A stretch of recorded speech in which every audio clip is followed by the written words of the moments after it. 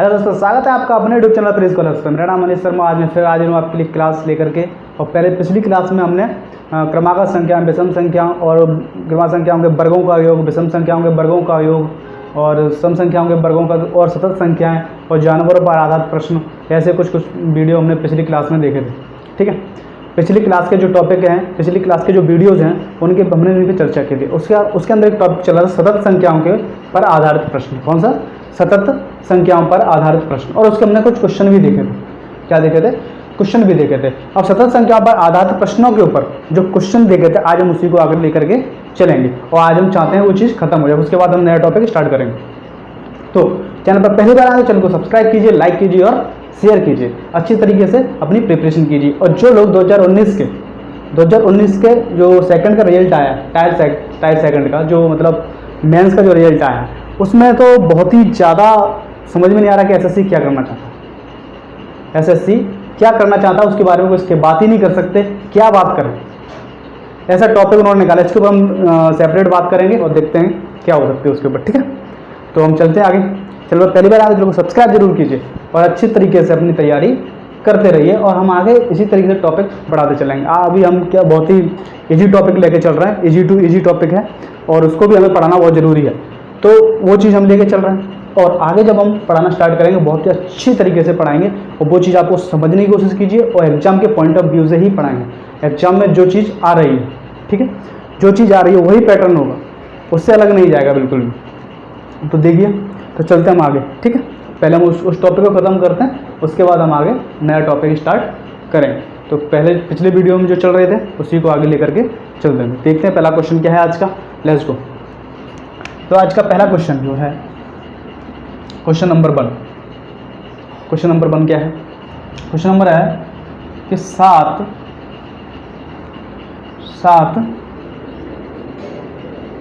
लगातार प्राकृत संख्याओं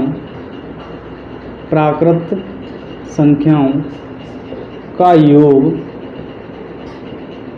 140 है। तो मध्य संख्या निकालिए। तो मध्य संख्या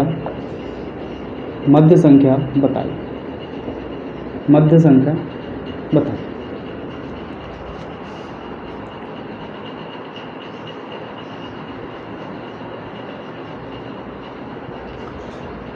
क्या कह रहा है कि 7 लगातार प्राकृत संख्याओं का योग 140 है। तो मध्य संख्या बताइए, यानी कि मध्य की संख्या बताइए। मध्य की क्या होता है कि बीच की संख्या बताइए।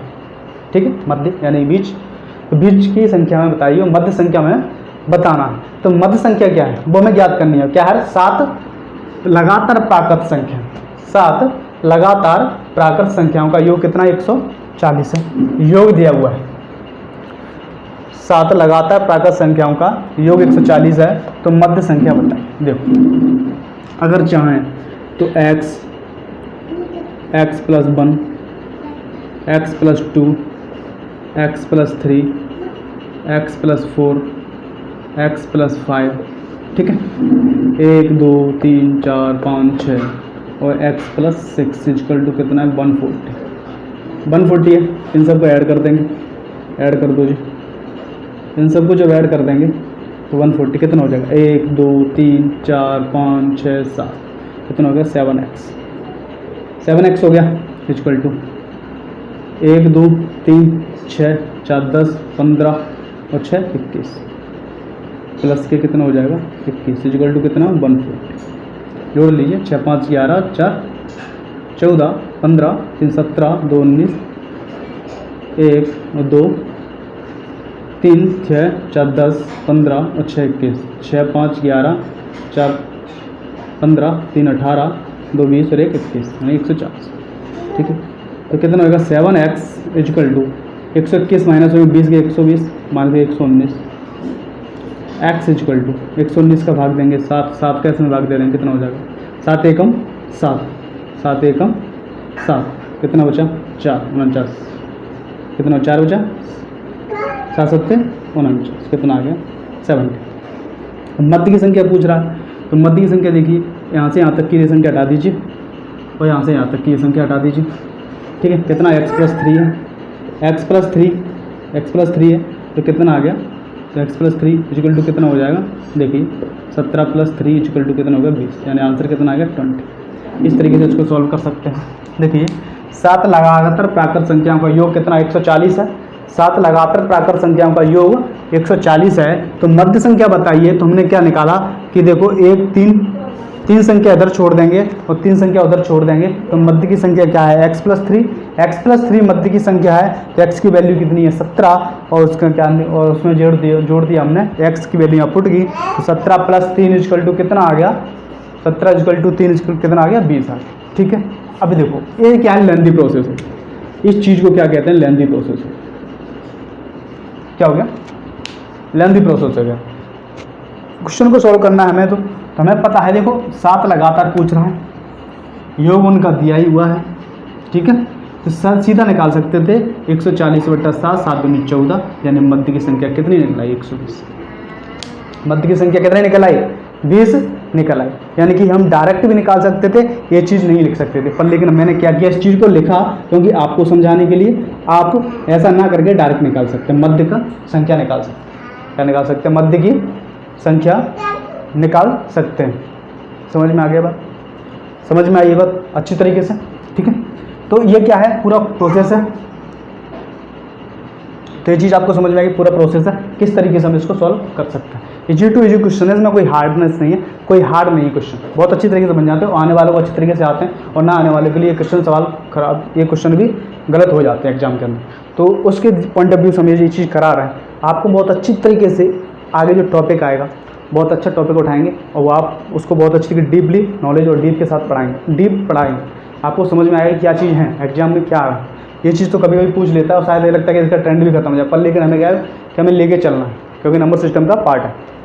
समझ में आ गया ये क्वेश्चन। क्या कर सकते हैं आप, डायरेक्ट 140 में 7 का भाग दे सकते हैं, डायरेक्ट निकल सकता है कि 20। ठीक है, इनका आंसर कितना आ जाएगा 20 आ जाएगा, कितना आ जाएगा 20 आ जाएगा। ये बात आपको समझ में आ गई। आगे चलें, नोट डाउन कर लीजिए, आगे चलते हैं। ठीक है, अगला क्वेश्चन क्या कह रहा है, क्वेश्चन कह रहा है कि 6 लगातार विषम संख्याओं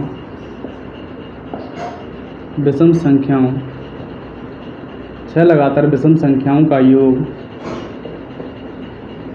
360, कितना है 360। तो सबसे बड़ी विषम संख्या बताएं, विषम संख्या बताएं।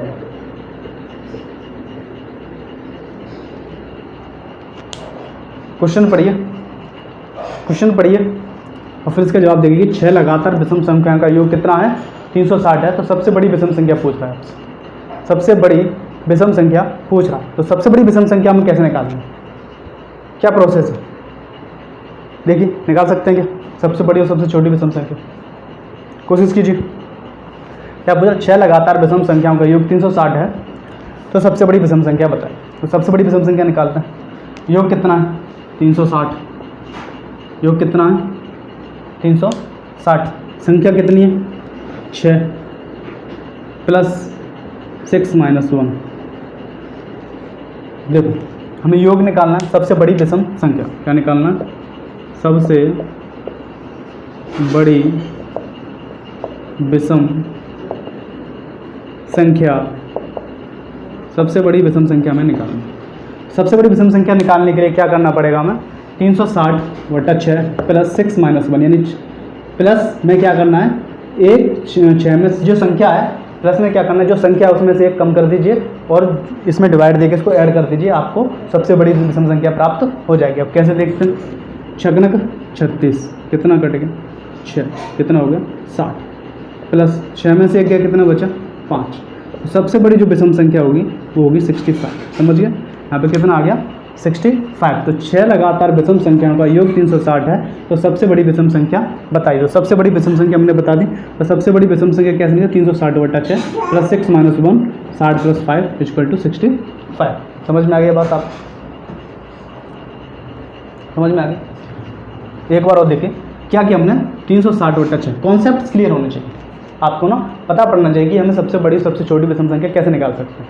आपको डायरेक्ट, अब आपको ये तो नहीं करना कि x plus 1 x plus 2 x plus 3 लेके जाए, फिर उसको इक्वल रखें, फिर उनको ऐड करें, फिर उसमें माइनस करें, फिर उसके बाद क्या हो जाएगा, बहुत लेंदी प्रोसेस हो जाएगा। और उसको भी लेंदी प्रोसेस हो जाएगा तो वो क्वेश्चन हम चाहते हैं कि एग्जाम में बहुत कम समय होता है और वहाँ पे भी हम लेंदी मेथड से उसको सॉल्व करें, तो वो चीज़ तो चाहते ही नहीं बिल्कुल, हम उस चीज़ को नहीं करना चाहते। तो उस चीज़ को ना करने के लिए हमने क्या किया, ये चीज़ हमने निकाली। एक चीज़ क्या है कि सबसे बड़ी विषम संख्या निकालें 360, यानी कि योग में जितने नंबर का पूछ रहा है उस नंबर का भाग दे दीजिए और जितने नंबर का है उसमें से एक माइनस करके ऐड कर दीजिए, सबसे बड़ी विषम संख्या मिल जाएगी। क्या मिल जाएगी, सबसे बड़ी विषम संख्या मिल जाएगी। यानी बड़ी विषम संख्या तो मिल सकती है इससे। अब आपसे कहीं ये पूछ ले कि सबसे छोटी विषम संख्या बताइए, सबसे छोटी विषम संख्या बताइए, तो हम उसके ऊपर देखते हैं मेथड। ठीक है, सबसे बड़ी विषम संख्या निकालना सीख गए, आगे सबसे बड़ी विषम संख्या निकालना सीख गए। ठीक है, चलते हैं आगे देखिए, नोट डाउन कर लीजिए इसको, नोट डाउन करते रहिए, नोट्स बनाइए अपने। ठीक है, अब यहाँ पे देखिए इसी क्वेश्चन में मान के चलो 6 लगातार विषम संख्याओं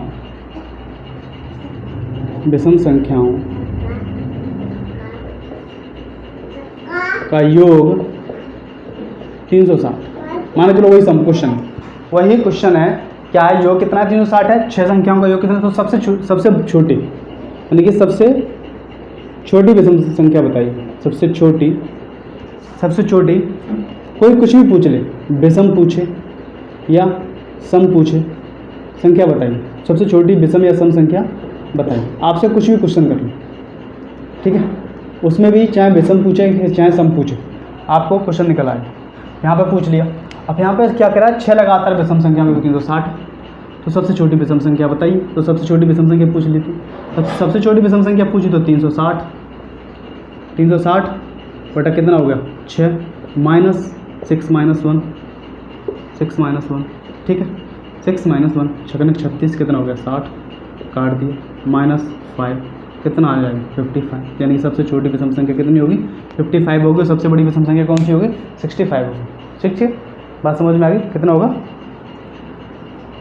65 और 61, यानी कि छोटी निकालनी थी यहाँ माइनस का चिन्ह आ जाएगा और बड़ी निकालनी थी यहाँ पर प्लस का चिन्ह आ जाएगा। समझ में आ गया, क्या होगा यहाँ पर छोटी निकालनी है तो माइनस का निशान आएगा और बड़ी निकालनी है तो प्लस का निशान आएगा। तो आपको समझ में ये चीज़ समझ में आएगी। चाहे इसमें से कुछ भी पूछ सकता है, या तो आपसे सम पूछ सकता है या फिर आपसे विषम पूछ सकता है। यहाँ पे दोनों क्वेश्चन में क्या पूछा, विषम पूछा, सम पूछता तो उसके लिए वैल्यू अलग होती। समझ में आ गई, उसकी वैल्यू अलग होती। तो ये चीज़ समझ लीजिए, समझ में आ गया, ठीक है। चाहे कुछ भी पूछ सकते हैं आपसे, इस तरीके से इसको सॉल्व कर सकते हैं। ठीक, सॉल्व क्या कर सकते हैं, इस चीज़ को इस तरीके से सॉल्व कर सकते हैं। ये बात आपको समझ में आई, आगे चलें। ठीक है, आगे चलते हैं। क्वेश्चन है कि दो लगातार विषम संख्याओं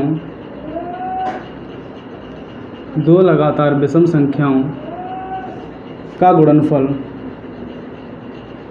दो लगातार विषम संख्याओं का गुणनफल कितना है 99, कितना है 99 है। दो लगातार विषम संख्याओं का गुणनफल कितना है 99 है। तो पहली विषम संख्या बताइए। तो पूछ रहा है कि तो पहली विषम संख्या बताइए, पहली विषम संख्या बताइए। क्वेश्चन देखिए क्या कह रहा है कि दो लगातार विषम संख्याओं का गुणनफल कितना है 90। दो लगातार विषम संख्याओं का गुणनफल कितना है 99 है। तो पहली विषम संख्या में बता दीजिए। दो लगातार विषम संख्या, देखिए क्वेश्चन को समझिए। मैंने आपसे बहुत बार कहता हूँ कि कभी ना क्वेश्चन को समझने की कोशिश कीजिए, क्वेश्चन हमसे कहना क्या चाहता है, तो उसी के आधार पर हम आगे चलना और अच्छी तरीके से पढ़ते रहिए और मौज करते रहिए। ठीक है, लाइफ को अच्छी तरीके से जीना है और मैथ्स के क्वेश्चन के साथ तो मैथ्स के क्वेश्चन के साथ हमें वो पढ़नी है। समझ में आ गई ना। तो क्या करना है हमें, विषम संख्याओं का गुणनफल कितना 99 है। ठीक है जी। तो पहली विषम संख्या बताइए जी। मान लीजिए पहली विषम लगातार है तो x इंटू एक्स प्लस 2, ठीक है, इक्वल टू कितना, x प्लस 2 इक्वल टू कितना होगा 99 है। लगातार मैंने बताया ना सतत विषम संख्या है। बताया था ना 77 विषम संख्याएं कौन कौन सी होती हैं, x होता है, x+2 होता है, यानी कि सम संख्याओं जैसा ही होता है, वहीं से निकाल लेंगे। क्या कि x × x+2 = कितना हो गया, 99 हो गया। अब इस x के इसमें मल्टीप्लाई हो जाएगा, ये ठीक है, हो गया, x² हो गया प्लस 2x हो जाएगा इक्वल टू कितना हो गया, 99। अब भाई ये तो इक्वेशन बन गया, इक्वेशन बन गया तो कितना हो गया, x² प्लस के 2x माइनस के 99 इक्वल टू 0। क्या हो गया, इक्वल टू 0 हो गया। अब देखिए, अब इस इक्वेशन को निकालने के लिए हमें क्या करना पड़ेगा, गुणनखंड करना पड़ेगा। क्या करना पड़ेगा, गुणनखंड करने पड़ेंगे, ठीक है, गुणनखंड करने पड़ेंगे। तो गुणनखंड कीजिए इसका x² + 2x। अब हम गुणनखंड जब करते हैं तो किसका करते हैं, इसका मल्टीप्लाई कर देते हैं। क्या कर देते हैं, इसका और इसका क्या कर देते हैं, मल्टीप्लाई करते हैं। कितना हो जाता है, माइनस के 99 का x²। कितना हो गया, माइनस के 99 का x² हो, ठीक है। अब हमें वो संख्या देखनी है, अब हमें वो संख्या देखनी है कि अगर हम उसको मल्टीप्लाई करें तो माइनस के 99 x² मिल जाए। क्या मिल जाए, माइनस के 99 x² मिल जाए। और जब उसको प्लस या माइनस करें तो प्लस के 2x मिल जाए। क्या मिल जाए, प्लस के 2x मिल जाए। तो यहाँ पे ऐसी वैल्यू क्या है, देखो x², ठीक है, प्लस के 11x माइनस के 9x माइनस के 99 इक्वल टू 0।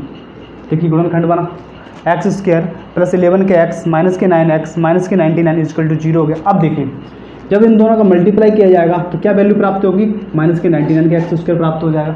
जब इन दोनों का मल्टीप्लाई किया जाएगा, इन दोनों का मल्टीप्लाई किया जाएगा तो क्या हो जाएगा, माइनस के 99 x² हो जाएगा। अब 11 में से 9 जाएंगे, 11x में से 9 माइनस के 9x हुए तो कितना बचेगा, 2x बचेगा। यानी कि जो चीज़ हम चाह रहे हैं वो चीज़ सेटिस्फाइड हो रही है। क्या हो रही है, सेटिस्फाई हो रही है। जब वो चीज़ सेटिस्फाई हो रही है तो हम क्या करेंगे, गुणनखंड होगा बिल्कुल अच्छी तरीके से। अब क्या करेंगे, इसमें से x कॉमन ले लेंगे। क्या ले लिया, x कॉमन ले लिया तो क्या बचा, इतने में से हमने x कॉमन ले लिया, क्या बचा, x + 11 बचा। कितना बचा, x + 11 बचा। अब यहाँ पर माइनस के 9 कॉमन ले लेंगे तो क्या बचा, x + 11 बचा इक्वल टू क्या होगा, 0 होगा। यहाँ पर मैंने x कॉमन लिया, x + 11 बचा। यहाँ पर माइनस के 9 कॉमन लिया, x + 11 बचा। अब x + 11 इसमें से कॉमन और इसमें से भी कॉमन, यानी x + 1 तो x + 11 तो आ रहा है, और एक क्या आ रहा है, x - 9 आ रहा है, x - 9 आ रहा है। अब x की वैल्यू यहाँ क्या क्या निकल आएंगे, x की 0 कर देंगे तो x की वैल्यू क्या आ जाएगी, तो माइनस के 11 x इक्वल टू प्लस के 9। अब आपसे पूछ रहा है 9 तो पहली विषम संख्या बताइए। अब देखो ये तो माइनस में है, क्या निकला, x इक्वल टू माइनस के 11 x इक्वल टू 9। अब x की वैल्यू हम यहाँ पे क्या लें, x की वैल्यू हम यहाँ पे क्या लें, प्लस की वैल्यू लेते हैं तो 9 और 11 हो गया। हमें प्लस की वैल्यू लेनी पड़ेगी क्योंकि मल्टीप्लाई कितना है, 99 है। तो देखो x इक्वल टू 9 ले लेंगे क्योंकि ये प्लस में है, ये माइनस में है, तो माइनस की वैल्यू तो नहीं लेंगे, हमें प्लस की वैल्यू पूछ रहा है। यहाँ पे माइनस में होता तो हम कुछ सोच लेते हैं, पर लेकिन यहाँ क्या कह रहा है, प्लस में कह रहा है। वो मल्टीप्लिकेशन क्या कह रहा है, प्लस में कह रहा है। तो प्लस में कह रहा है तो हमें प्लस वाली वैल्यू लेनी पड़ेगी, यानी x इक्वल टू 9 ले लेंगे। x इक्वल टू 9 ले लेंगे तो 9 × 11 का मल्टीप्लाई करेंगे तो कितना हो जाएगा, 99 आएगा। यानी कि प्रोडक्ट हमें मिल रहा है 99, यानी कि ये वैल्यू सेटिस्फाइड हो रही है। यानी कि कुल मिला करके जो पहली संख्या है वो कितनी है, 9 है। पहली संख्या है वो कितनी है, 9 है। ये चीज़ आपको समझ में आ गई। ये इतना कुछ तो मैंने आपको समझाने के लिए किया है, इतना कुछ तो मैंने आपको समझाने के लिए किया है, पर लेकिन आप इसको बहुत ही अच्छी तरीके से समझ सकते हैं, बहुत ही अच्छी तरीके से कर सकते हैं। और अपने माइंड लगा करके ये सारी चीज़ें ना लिख करके डायरेक्ट कर सकते हैं, डायरेक्ट भी कर सकते हैं। मैंने तो ये चीज़ लिखा, यहाँ पे ये किया, इक्वल किया, फिर इसको इधर लेके आप डायरेक्ट इस चीज़ को भी ना लिखिए, ये चीज़ निकाल सकते थे। ये चीज़ निकालने के बाद डायरेक्ट आप ये चीज़ निकाल सकते थे, यानी कि ये चीज़ लिखने की जरूरत ही नहीं। आपको जब इक्वेशन मिल गया तो उसके फिर सीधा आंसर निकालना ना, नहीं वो चीज़ लिखने की जरूरत ही नहीं है। तो हम उस चीज़ को बता रहे हैं, आपको प्रोसेस बता रहे हैं क्या है। हम एक चीज़ लेके चल रहे हैं, कोई चीज़ आपको समझा रहे हैं तो क्या है उसका, कि प्रोसेस है वो, क्या है वो, प्रोसेस है। वो प्रोसेस है उस सवाल को सॉल्व करने का, ठीक है, कॉन्सेप्ट है। जब आपको कॉन्सेप्ट समझ में आ जाते हैं ना तो कॉन्सेप्ट में से फिर चीज़ें हटाते जाते हैं, फिर वो चीज़ हटा जाती है। क्वेश्चन किस तरह सॉल्व हो रहा है उस चीज़ को फिर हटाते जाते हैं, तब जाके क्वेश्चन सॉर्ट होता है। सॉर्ट हो जाएगा तो जल्दी बनेगा, फिर चीज़ें हमें समझ में आएगी कि ये चीज़ हम ये कर सकते हैं। मतलब आपको जितने प्रैक्टिस करोगे उतना परफेक्टनेस मिलेगी, परफेक्शन आएगी। प्रैक्टिस मैक्स परफेक्ट, प्रैक्टिस करोगे उतनी परफेक्शन आएगी, और प्रैक्टिस करने से परफेक्शन आती है। तो जैसे जैसे हम क्वेश्चन बनाएंगे, जैसे जैसे क्वेश्चन हम लेंथी मेथड से भी बनाएंगे ना, फिर उस क्वेश्चन को हम सॉल्व कर सकते हैं। समझ में आ गया? तो क्वेश्चन को क्या कर सकते हैं हम, सॉर्ट कर सकते हैं, वही है। नोट डाउन कर लीजिए, ठीक, नोट डाउन कर लिए, आगे चलते हैं। नोट डाउन कर लिया, आगे चलते हैं, मिटा दें, ठीक है।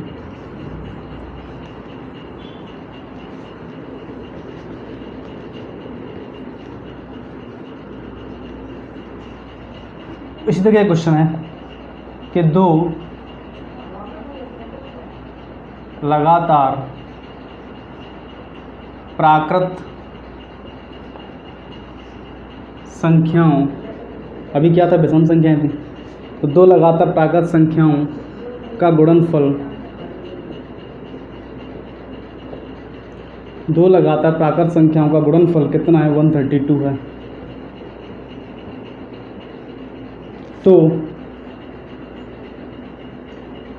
तो दूसरी प्राकृत संख्या बताइए, दूसरी प्राकृत संख्या बताइए। क्वेश्चन पढ़ लीजिए, दो लगातार प्राकृत संख्याओं का गुणनफल कितना, 132 है, तो दूसरी प्राकृत संख्या बताइए। ठीक है जी, क्या कह रहा है, दो लगातार प्राकृत संख्या है, तो दो लगातार प्राकृत संख्या का x होता है या x + 1 होता है। ठीक है, अब इनका क्या है, मल्टीप्लाई, ये प्रोडक्ट है, कितना, 132 है, 132 है। मैंने गुणनफल पूछ रहा है, तो गुणनफल कितना है, 132 है। 132 है, यानी x है, x के x से मल्टीप्लाई हो जाएगा, क्या हो जाएगा, x² + के x = 132। जी मिल गया, इधर आ जाएगा x + के x - के 132 = क्या हो जाएगा, 0 हो जाएगा, यही हो जाएगा। ठीक है, जब ये होगा तो हमें क्या करना है, यहाँ देखिए क्या करना है, इसको सॉल्व करना है, यानी क्या करना है, माइनस के क्या हो जाएगा, -के 132 का x², -के 132 x² हो जाएगा। यानी क्या, अब हम यहाँ पे सॉल्व वैल्यू लेके आनी है कि अगर इन दोनों का मल्टीप्लाई करें तो 132 का x² प्राप्त हो, और जब उसको जोड़ा घटाएं तो प्लस का x प्राप्त हो, यानी कि 1 प्राप्त हो। ऐसी वैल्यू हमें फाइंड करनी है, ऐसी वैल्यू फाइंड कर लेंगे तो हमें क्या मिल जाएगा, उसका आंसर मिल जाएगा। ठीक, अब देखते हैं ऐसी वैल्यू क्या है। कह रहा था हम 110, 11 का 12 से मल्टीप्लाई करो, 12 दाम 110 और 12 122।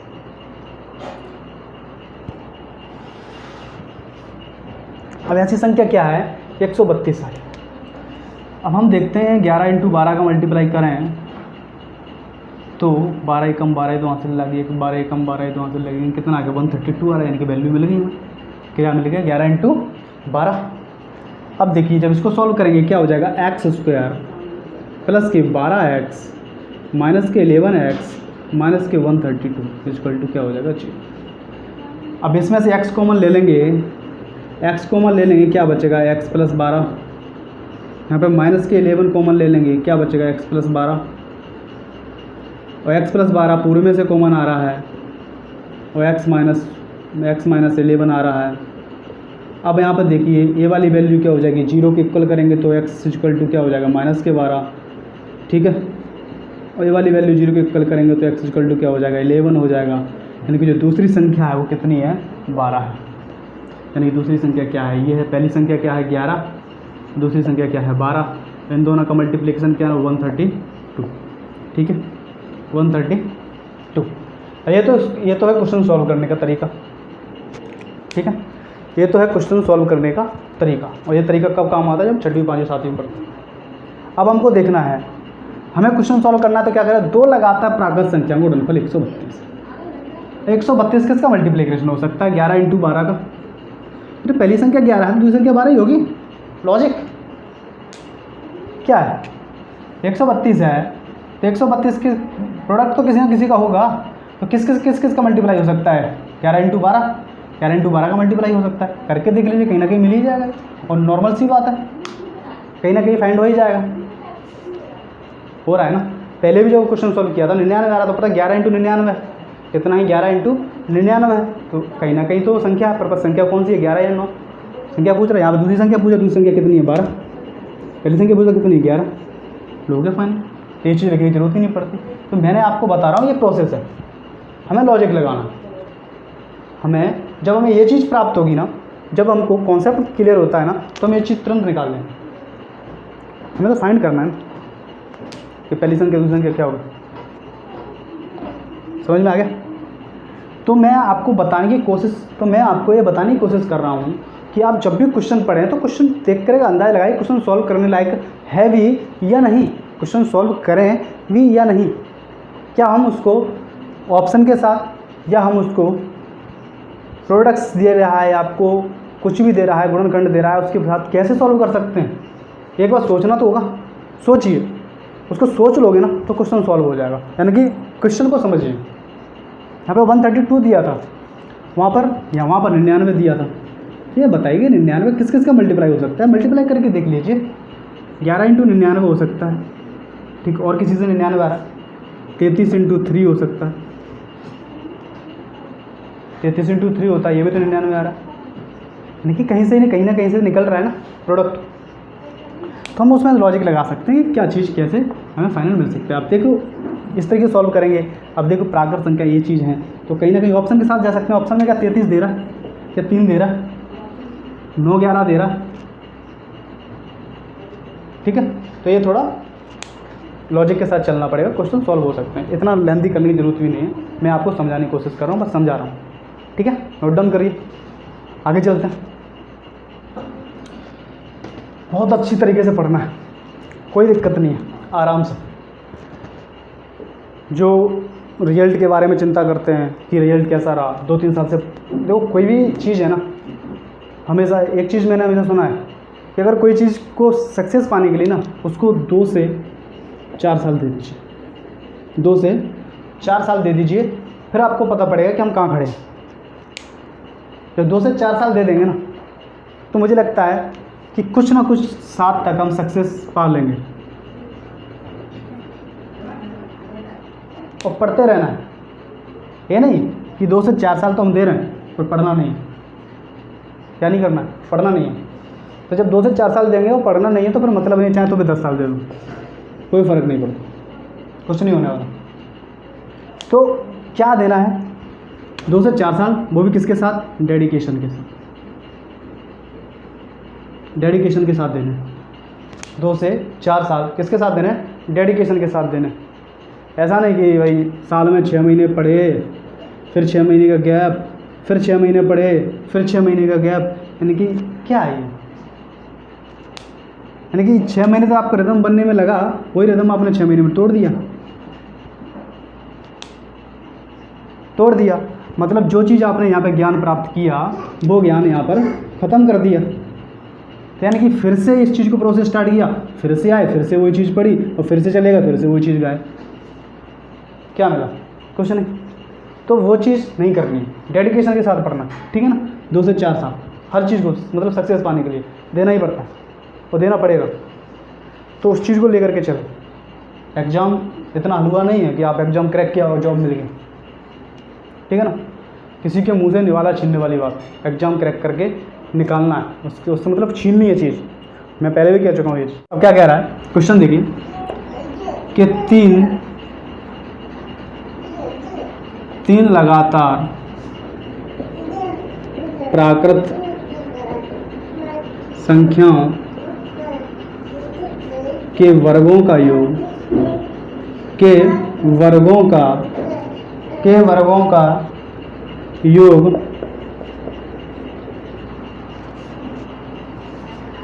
434 है। 434 है। तो संख्याएं बताएं।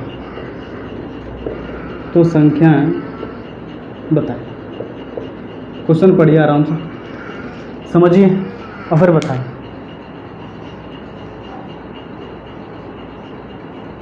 अगर 3 लगातार प्राकृत संख्याओं के वर्गों का योग कितना है, 434। कितना है, 434 है। तो हमें संख्या बताए। देखिए क्वेश्चन समझ में आ रहा है। हमें क्या पूछना है, तो संख्या पूछ रहा है, 3 संख्या पूछनी है। 3 संख्या बतानी हो कौन कौन सी, ठीक है। उनके वर्गों का योग कितना है, 434। अब देखो इसका सिंपल है, 434 में डिवाइड बाई 3 कर दीजिए। क्या कर दिए? डिवाइड बाई 3 कर दीजिए। कर दिए। 3 एकम 3, कितना बचा? 1 बचा, कितना हो गया? 13, 3 चौक 12, कितना हो गया? 1 बचा 14, 3 चौक 12, यानी कितना? 144। पॉइंट में जाएगा, उसको नहीं करना पड़ेगा। इसका क्या लेंगे? वर्गमूल ले लिए, कितनी संख्या होंगी? 12। अब क्या पूछ रहा है? 3 लगातार प्राकृत संख्याओं के वर्गों का योग पूछ रहा है। 434 है तो संख्या बताइए। तो एक तो 12 होगी, तो कितना हो जाएगा? 11। एक तो हो गई 12, 11 12 13, कौन से हो जाएंगी? 11 12 13 हो जाएंगे। क्या हो जाएगा? 11 12 13, यानी x प्लस 1। ठीक है, तो 3 लगातार प्राकृत संख्याओं के वर्गों का योग 834 है। तो संख्या बताई, तो संख्या हमने निकाली। एक संख्या तो यही है, एक 13 एक और एक 11। समझ में आ गया? ये चीज़ में सीधा कर दिए, 3 से डिवाइड दे दीजिए, ये काट दिए, जो संख्या उसे डिवाइड दीजिए, उसका वर्गमूल ले लीजिए, आपको निकला है। ठीक है, और आपको एग्जैक्ट काटने की जरूरत नहीं है। आप 434 से एग्जैक्ट काटोगे तो पॉइंट में चला जाए। हमें वो चीज़ दे दी जहाँ से वर्गमूल निकला। क्या निकला? स्क्वायर रूट निकला। क्या निकला है? Square root. स्क्वायर रूट निकलना चाहिए। ठीक है, समझ में आ गया? क्या निकलना चाहिए? स्क्वायर रूट निकलना चाहिए। पॉइंट में नहीं चले जाना। हमें बात पॉइंट में ले जाने की जरूरत भी नहीं है, हमें तो बस क्वेश्चन सॉल्व करना। ठीक है, आगे चलें, बढ़े आगे। ठीक, कोई भी पूछ रहे, कोई भी ऐसे इस तरीके से क्वेश्चन आ सकता है कि आपसे पूछे कि 3 लगातार प्राकृत संख्याओं के वर्गों का योग 365 है, तो 3 से भाग देती। 3 एकम 3, 3 दूनी 6, 3 एकम 3, 121 आ गया। 121 इक्वल टू कितना हो गया? 11। एक तो 10 हो गया, एक 11 हो गया, एक 12 हो गया, यानी कि आंसर हो। ठीक है, कोई भी क्वेश्चन पूछ सकता है आपसे, कहीं से भी क्वेश्चन दे सकता है। सीधा निकला है कि 3 संख्याओं का योग 194 है, वर्गों के 194 है। 3 से भाग दे दीजिए, 3 18, कितना बचा? 1, 14 हो गया। 3 चौक 12, कितना हो गया? 64। 64 का वर्गमूल कितना होता है? 8। लेकिन संख्या कौन सी होगी? 7 होगी, 8 होगी, 9 होगी, क्योंकि ये लगातार संख्या पूछ रहा है। यानी ऐसे क्वेश्चन आपसे पूछ सकता है। कैसे क्वेश्चन पूछ सकता है? ऐसे क्वेश्चन पूछ सकता है कि योग दे दिए, तो इसको मतलब निकालना कैसे, तो वो मैंने आपको बताया। योग होगा, आपको सिर्फ सिंपल तरीके से क्या करना है? निकालना। ठीक है, समझ में आ गई बात? यहाँ तक की बात समझ में आई? तो ठीक है, तो आप वीडियो को यहीं ख़त्म करते हैं। वीडियो लंबा हो रहा है और आज हम इस सेशन को भी ख़त्म करते हैं। आज ये पार्ट भी यहीं पर ख़त्म हो जाएगा। इसके आगे हम नया पार्ट लेके आते हैं, उसको बहुत अच्छी तरीके से पढ़ने की कोशिश करेंगे और बहुत अच्छी तरीके से समझाने की कोशिश करेंगे। चैनल पर पहली बार आए वीडियो को सब्सक्राइब कीजिए, लाइक कीजिए और शेयर कीजिए, और वीडियो देखते रहिए। प्री स्कॉलर्स चैनल पर बिल्कुल अच्छी तरीके से चलेगी आपकी क्लासेस। डेली रूटीन है, डेली क्लासेस आएंगी। आपको तैयारी के लिए हम भी रिसर्च करते हैं और आपको कौन कौन से क्वेश्चन पढ़ाने हैं वो भी हम भी अच्छी तरीके से पढ़ाने की कोशिश करते हैं। तो इतना तो कर ही सकते हैं। चैनल को शेयर कीजिए, लाइक कीजिए और सब्सक्राइब कीजिए। Thank you.